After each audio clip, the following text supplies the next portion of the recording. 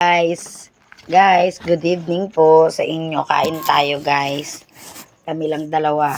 Ng aming pagkain, guys. Ayan. Ako. Morning. Good morning. Good morning sa kanya. Good evening.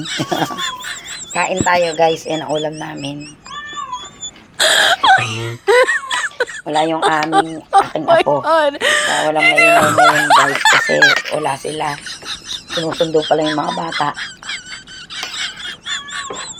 Ando sa kanilang lola. Kaya wala yung alam namin ay nagtira kaninang tanghali na nilaga. Tapos nagdala ko ng adobong ribs.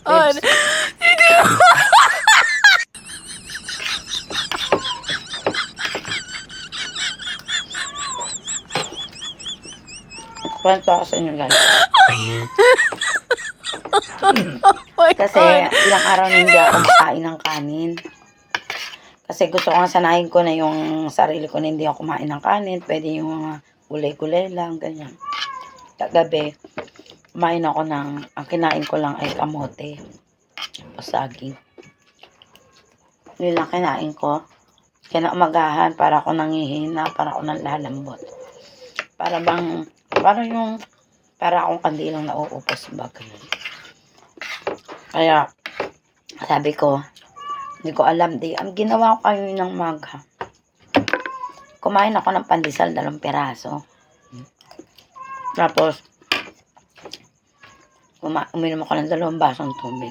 Nawala yung panghihina ko. Kaya ang sabi ko, siguro yung panghihina ko baka yung sa kanin. Kasi ilang beses na ako, guys, na nagtatry na mag-diet. Na hindi ako kakain ng kanin. Parang hindi kaya ng katawan ko. Yan. Hindi ako kakain ng kanin ba. Siguro sa kanya-kanya siguro naman ng katawan, di ba? Kasi gusto ko nga mag-diet kasi gawa nga ng high blood nga ako, di ba? Parang kaso pag nagda-diet ka, parang hindi kinakaya ng katawan ko yung pag-diet. Kaya ang ginawa ko yun, kumain ako ngayon, di ba? Kainan ko nga. Ang hirap. Ito mais, guys. Kain tayo. Kaya kinokontrol ko ngayon kain ko kasi pag ako nakakain ba.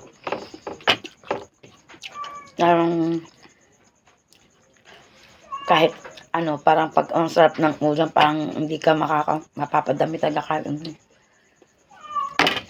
Kaya ang gusto ko sana yun, mag-diet ang kaso hindi kinakain ng katawan ko at nangangatal, ganun. Ilang beses ko na yun, guys, na sinubukan, nagda-diet. Minsan yung pagkain ko, mga lang, minsan alas 2 kakain tanghalian, pero yung sa umaga, wala akong umagahan. Mainit na tubig lang. Sinaray ko yun, tapos sa gabi mo kakain. Ang beses ko na yun, para kung laging kukulap. Diba? Ganun, parang hindi kinakaya.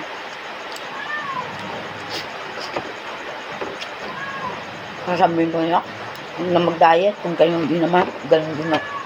Kaya mamaya mamatay ako pa sa kaka-diet ko. Hindi kinakain ng katawan ko. Kainan ko na lang. Ito, kain na ako. Diba? Nahihirap.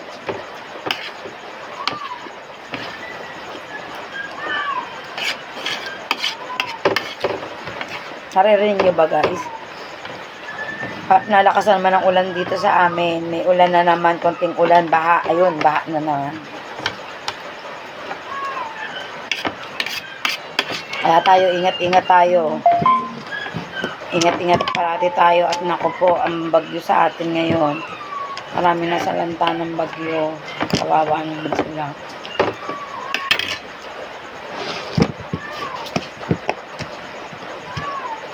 Kapag naman yung kain ko, mais na ako. Diba? Kailangan maingay pusa at saka aso ng maingay. Sige na nga guys. Bye na.